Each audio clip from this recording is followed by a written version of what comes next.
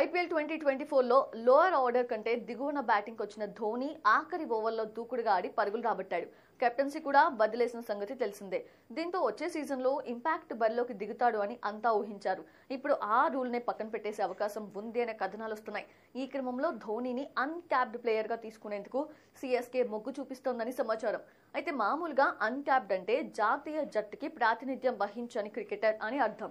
దేశవాళీలో ఆడుతూ అంతర్జాతీయ క్రికెట్లోకి ఇంకా అడుగుపెట్టని వారిని అలా పిలుస్తూ ఉంటారు. అదే సమయంలో అంతర్జాతీయ క్రికెట్ కి వీడ్కోలు పలికి 5 ఏళ్లు పూర్తి చేసుకున్న క్రికెటర్స్ ను కూడా అన్క్యాప్డ్ గా భావించే ఆస్కారం ఉంది. దీంతో ధోని విషయంలో దీనిని అమల్లోకి తీసుకురావాలి అనేది సిఎస్కే విజ్ఞప్తి చేస్తోంది. అంతర్జాతీయ క్రికెట్ కి ధోని 2020లో వీడ్కోలు పలికాడు. గత నెలాఖరున జరిగిన సమావేశంలో బీసీసీఐ దృష్టికి ఈ రిటెన్షన్ రూల్ ని సిఎస్కే తీసుకెళ్లింది. ఈ విషయంలో బోర్డు కూడా సానుకూలంగా స్పందించినట్టు తెలుస్తోంది. ఈ రూల్ వస్తే నిధుల పరంగానూ చెన్నైకి ప్రయోజనం ఉంటుంది. ప్రెజెంట్ ధోని 12 కోట్ల వరకు తీసుకుంటున్నాడు. ఒకవేళ అన్క్యాప్డ్ ప్లేయర్ గా బరిలోకి దిగితే అతడికి 4 కోట్లకు మించి ఇవ్వాల్సిన అవసరం ఉండదు. మిగతా సొమ్ముని పెద్ద ప్లేయర్స్ ని కొనుగోలు చేసేందుకు వినియోగించుకోవచ్చు.